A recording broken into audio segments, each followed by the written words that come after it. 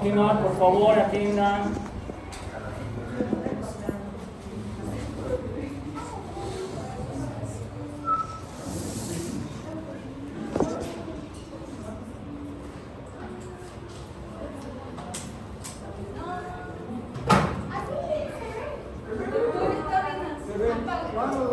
Ya, a ver, atiendan.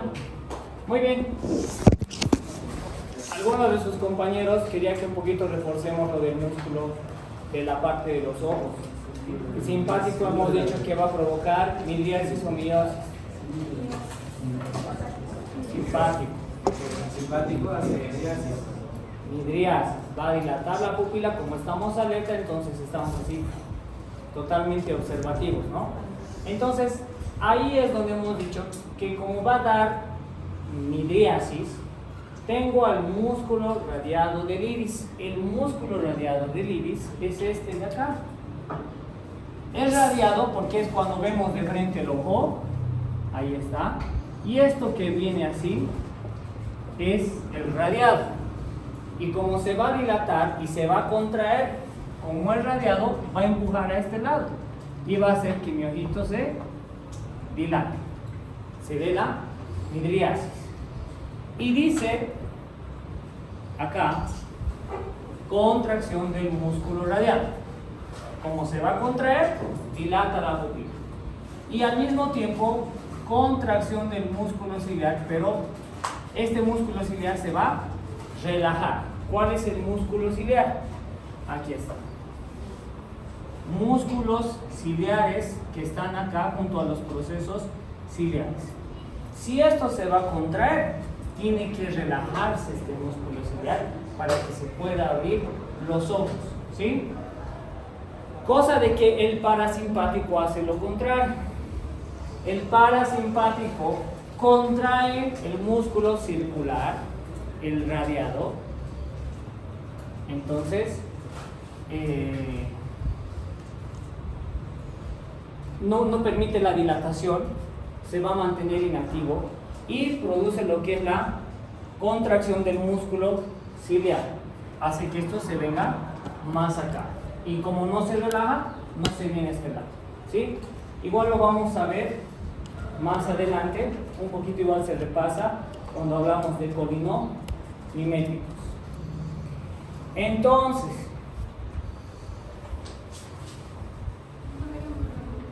tenemos acá este cuadro, ¿sí? Que nos está hablando de la integración del aparato cardiovascular. Y atendamos. Resulta que, ¿sí? Ya una vez que yo he enlazado todos estos conocimientos de cardíaco, vaso, digestivo, ojo, pulmonar, urogenital y demás, voy a poner este caso, y esto lo tienen en su libro, que dice: el aumento o la disminución de la presión arterial media. ¿Qué es la presión arterial media? No les pido fórmulas, solamente ¿qué es?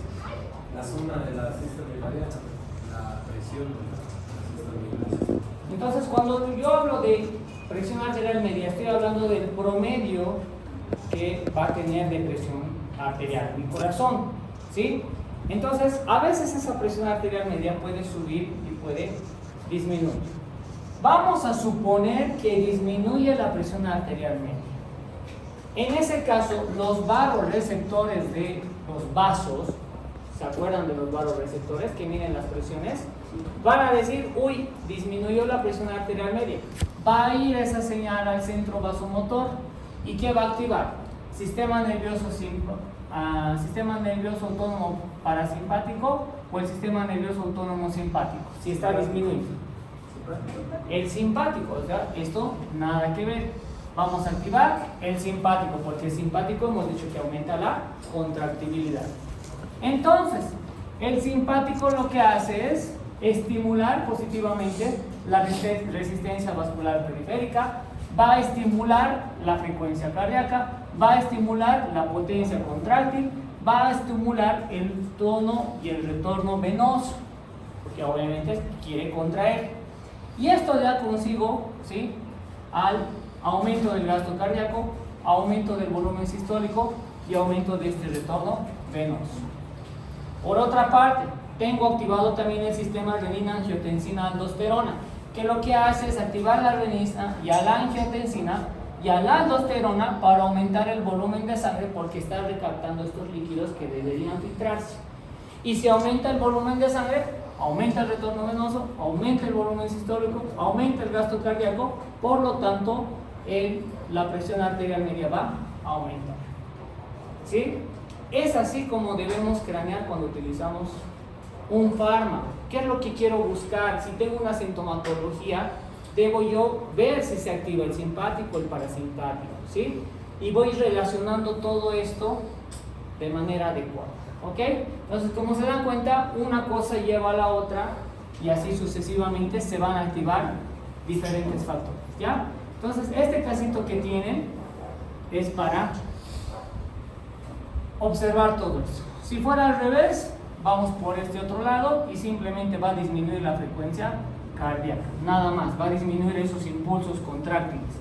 No necesitamos aumentar el volumen, no necesitamos aumentar la resistencia vascular, al contrario, sino disminuir, si es que fuera al revés, ¿no? O sea, ustedes ya están pensando, craneando esas posibles situaciones. Pero como el ejemplo que les acabo de dar, todo eso se activa si mi presión arterial media está disminuyendo. Ahora, aquí dice puntos importantes para la acción terapéutica. Es todo lo que hemos hablado. Todo lo que hemos hablado del sistema nervioso se resume acá. Hemos hablado de los neurotransmisores. Hemos visto cómo se sintetizan. Hemos hablado cómo esos neurotransmisores vuelven a almacenarse y vuelven a reutilizarse para seguir llevando impulsos. Hemos hablado de la liberación, las enzimas, los recaptadores, los que van a catalizar para separarlos nuevamente. Hemos hablado de la activación de los receptores, que podían ser receptores directos como la acetilcolina o segundos mensajeros como los receptores de adrenalina y otros. O sea, en los dos hay diferentes tipos de receptores y su activación. Terminación del efecto. ¿En qué momento deja de cederse ese impulso simpático o parasimpático? Cuando se vuelve a recaptar. Ahí hemos visto el caso de la cocaína y de los antidepresivos tricíclicos. Y por último, eso mismo que acabo de mencionar tiene que ver con la recaptación de los metabolitos que están en hendidura sináptica para seguir realizando o no una acción. ¿Ya? Y bueno, vámonos. Ese es el final del tema. Si crees que puedes, puedes. Si crees que no puedes, estás en lo cierto. Nunca deben decir ustedes, nunca debe salir de su boca, no puedo. Así digan dentro mentalmente, no puedo, no digan nunca no puedo. Siempre mentalícense que todo se puede, ¿ok? Suban y vayan más allá que los demás. Vayan por lo imposible. Y si se caen, ya. Ni modo. Y siguen escalando, escalando y bien. ¿Ya? Ahora vamos a casa. Ok. Ahora sí. Vamos con el tema de fármacos activadores de colinorreceptores e inhibidores de la colinesterasa. ¿De qué estoy hablando? ¿De simpático o parasimpático? ¿Qué? A ver, un cacho. Estoy hablando de simpático o parasimpático. A ver ya otra vez. Es parasimpático, perdón. Claro que sí. Colinorreceptores, acetilcolina. Y estoy hablando de las dos vías, ¿recuerdan? Hemos dicho que hay una vía de activación agonista directa que está en relación a los receptores y una indirecta que va a inhibir a las colinesterasas. ¿Qué hace la colinesterasa? Metaboliza y degrada a estos activadores. O sea, es una enzima que evita que se forme acetilcolina y se une a su receptor. Entonces, acá prácticamente todo el tema habla de activar el sistema colinérgico o el parasimpático. Entonces, acá vamos a ver los efectos de los fármacos cuando estimulan a los colinorreceptores.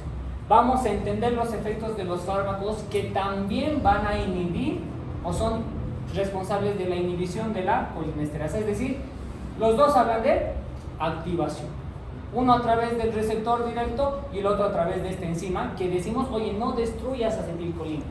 Necesitamos que siga funcionando, entonces este inhibidor de colinesterasa, o sea, también va a funcionar. Y otra que vamos a analizar las implicaciones clínicas en cuanto a lo que hemos estado viendo, ¿no? ¿Qué pasa si mi paciente tiene esto? ¿Cómo va a responder? Si el simpático, si el parasimpático y todo eso desde la parte farmacológica. Habíamos terminado con esto y aquí estamos viendo la imagen justamente de la acetilcolina, lo que ya habíamos visto, la función, cómo se va a sintetizar y los receptores. Otra vez veo aquí a la acetilcolina, o bueno, a la acetilcoenzima A, que viene desde la mitocondria y se une a la colina, que es por la acetilcolinesterasa, que va a traer, ¿no? Ahora sí, tenemos acá fármacos colinomiméticos. ¿Qué era colinomimético?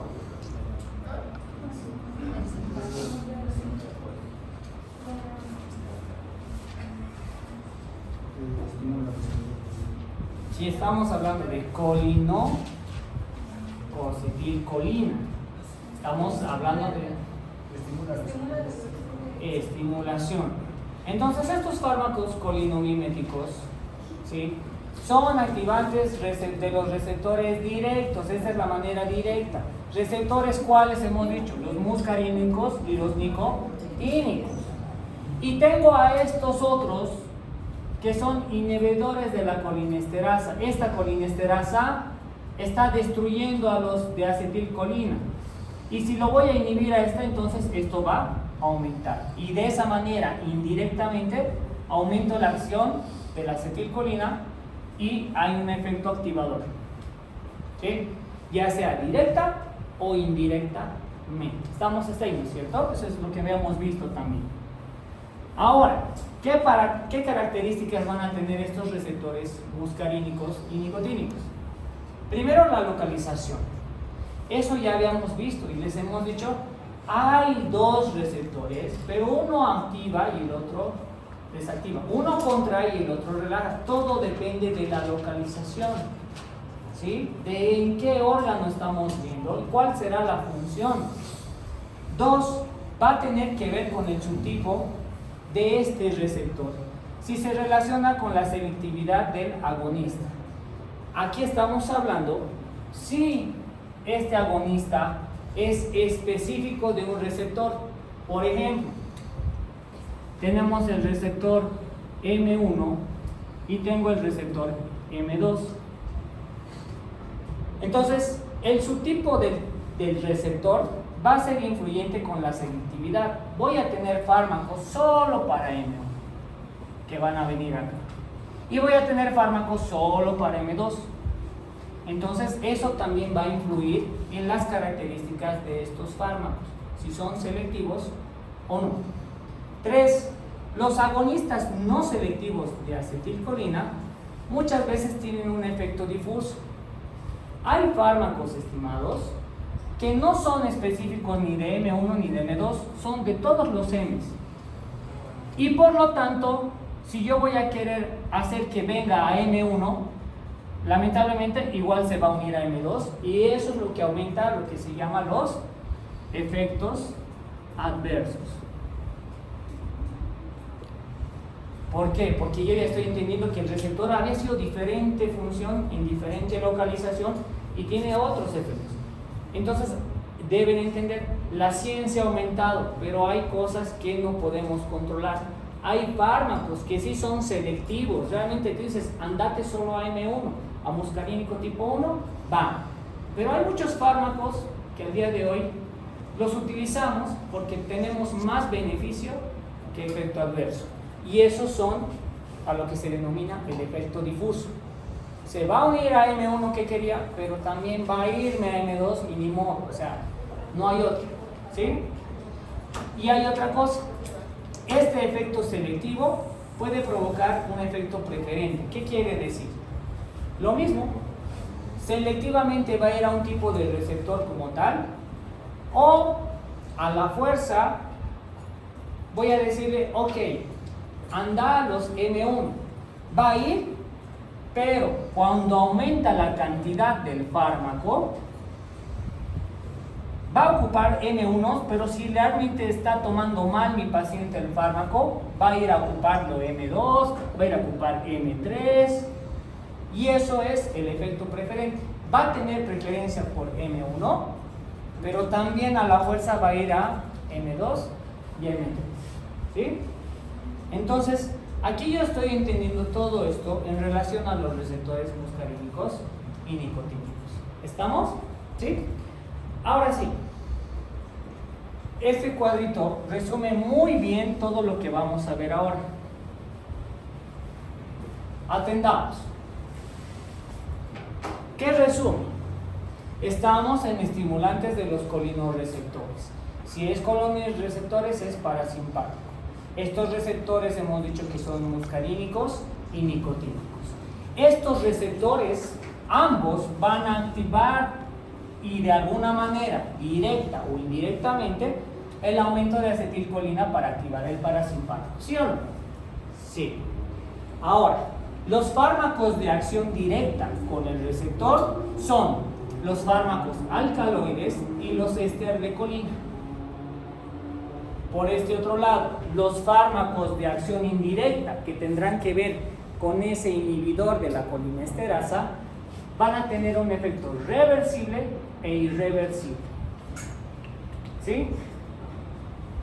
En ambos casos, ya sea directo o indirectamente, cuando hablemos de muscarínicos, estamos viendo que los muscarínicos receptores se encuentran más a nivel de nervios, del músculo cardíaco y músculo liso y de glándulas y endotelio. Y vamos a ver que los receptores nicotínicos tienen preferencia por la placa terminal neuromuscular, el músculo estriado que hemos hablado, por las células del ganglio del sistema autónomo. Esto es un resumen, es decir, de verdad, si yo veo de lejos, veo todo un muscarínico, más a nervios, más a cardíaco al liso, ya glándulas y endotelio. Y los nicotínicos más al sistema de la placa terminal neuromuscular, de las fibras estriadas y de los ganglios del sistema autónomo. Muy bien, voy asentando las ideas. Empezaremos por estos, ¿les parece? El de acción directa, los alcaloides y los ésteres de colina. Ok, ¿quiénes habían sido esos responsables? Estos que están activando de manera directa. He dicho éster de colina. Y los ésteres de colina tengo a la acetilcolina, tengo al metacolina, al carbacol y al beta-necolina. De los alcaloides que también he mencionado, tengo a la muscarina, a la pilocarpina, nicotina y lobelia. ¿Sí? De estos de éster de colina, el más representativo es la acetilcolina. ¿Sí? Estoy hablando del grupo de ésteres de colina, como colinomimético. Estos tres también forman parte de los ésteres de colina, pero los vamos a ir viendo. Por este otro lado, vamos a ver acción muscarínica y nicotínica de los alcaloides. En muscarina hay muscarina y pilocarpina. Y en nicotínicas están la nicotina y la lobelia. Dice su libro, y ojo con esto, porque es un dato muy importante.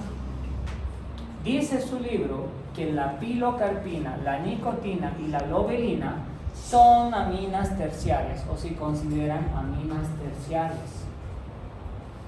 Repito, el grupo de alcaloides, de muscarínicos y nicotínicos, pilocarpina, nicotina y lobelina son parte de las aminas terciarias.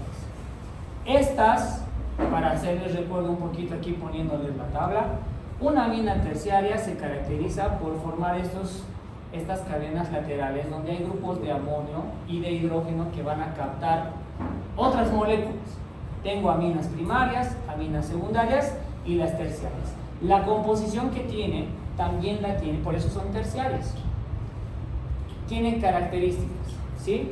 Que los vamos a ver, que les hacen que sean más solubles a ciertos elementos. Ahorita lo vemos. Ok. hablaremos de los ésteres de colina. Tenemos los 4: acetilcolina, metacolina, carbacol y betanecol. ¿Sabían que los ésteres de colina son y tienen características hidrófilas? Hidrófilas. Al ser hidrófilas, no atraviesan la barrera hematoencefálica, por lo tanto no van a atravesar el sistema nervioso central. ¿Ok? Ojo, ésteres de colina no son hidrofóbicas, son hidrofílicas. Esa misma hidrofilicidad, o que sean hidrofílicas, provoca que cuando se ingieren por vía oral se produzca la hidrólisis en el tubo digestivo. Por lo tanto, este tipo de ésteres de colina, como colinomiméticos, tienen mala absorción por vía oral.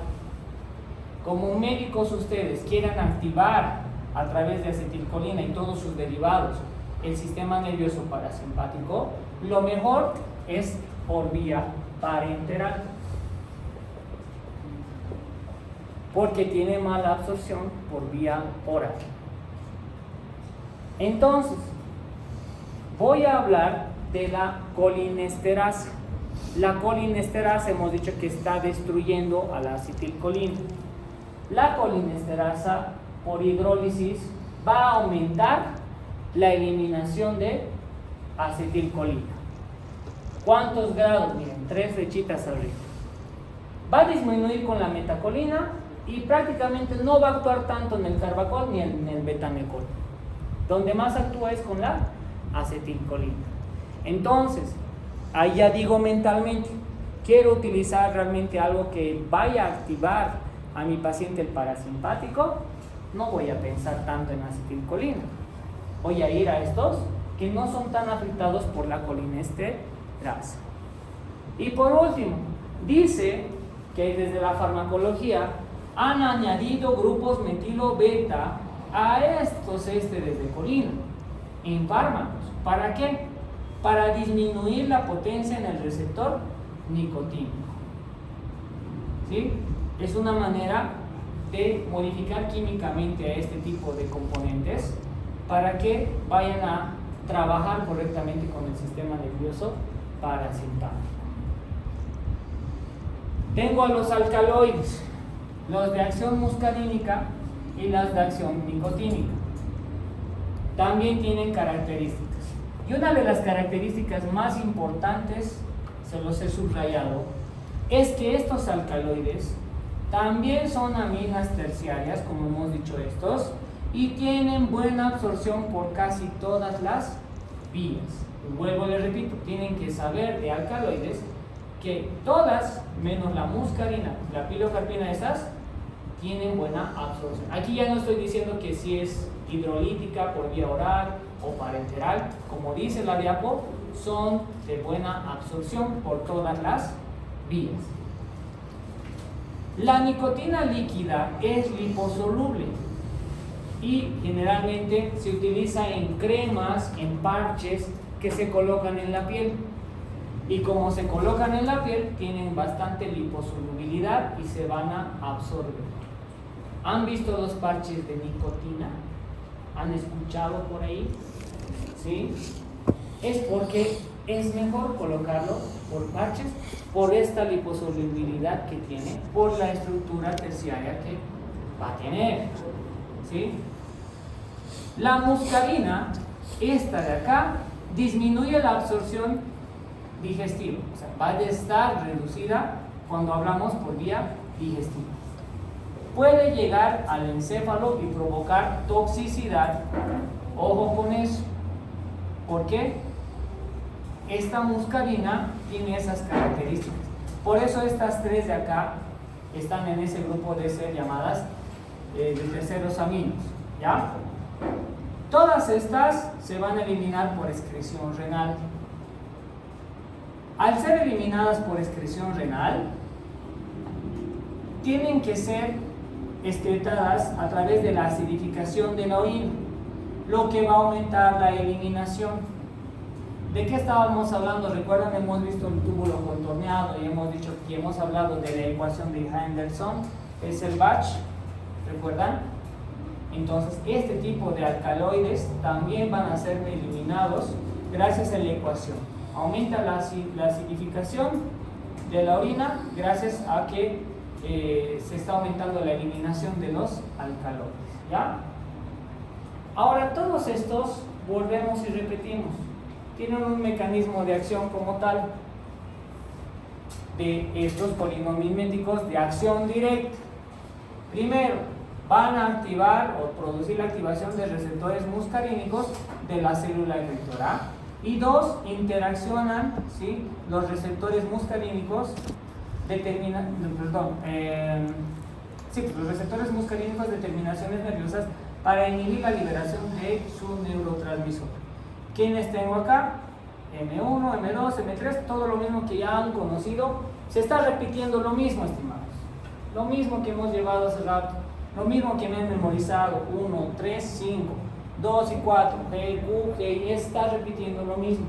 Aquí también repite lo mismo. ¿Sí? Tengo receptores nicotínicos musculares y tengo receptores nicotínicos nerviosos o neuronales. Ambos son pentámeros.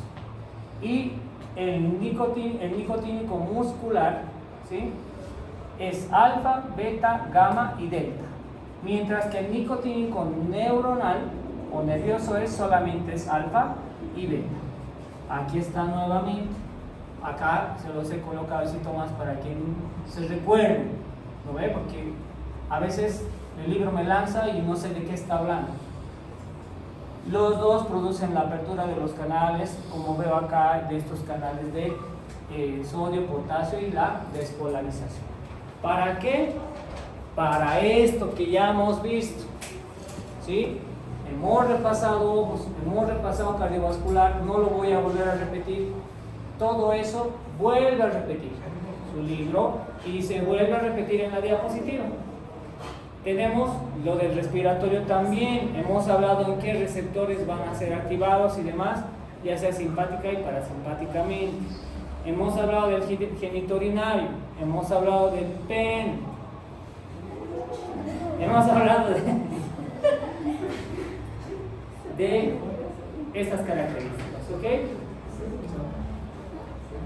Acá, atención, estamos en el tema de colinomimético y inhibidores de la colinesterasa. Por lo tanto, he puesto esta diapositiva para que recuerden. ¿Dónde están entonces las de acetilcolina? A nivel preganglionar del simpático y pre y postganglionar del parasimpático. Ahora sí, vamos a ver. ¿Qué es? Ya, esta es la última diapo, ¿ok? Porque ya tengo que entrar al tema mismo. Y el tema mismo es el efecto de los colinomiméticos de acción directa. Vuelvo a los ojitos. En los ojitos hemos dicho que el parasimpático va a causar miosis. Por lo tanto, contrae el esfínter del iris y da la contracción del músculo ciliar, que produce la acomodación y da lugar a la apertura trabecular.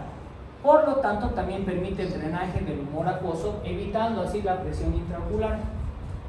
Es parasimpático, relajación, sistema de estado de reposo. Entonces mi ojito necesita estar relajado, necesita estar en miosis y necesita drenar correctamente ese humor acuoso. Y vuelvo y les coloco la imagen para que hagan la relación. ¿Sí? Ya después, la siguiente clase, vamos a ver desde la parte colinomimética qué ocurre a nivel del sistema cardiovascular. Y como se pueden dar cuenta, volvemos a repetir, pero con otro enfoque, colinomimético. ¿Sí? Y estimados, que les vaya bien, cuídense.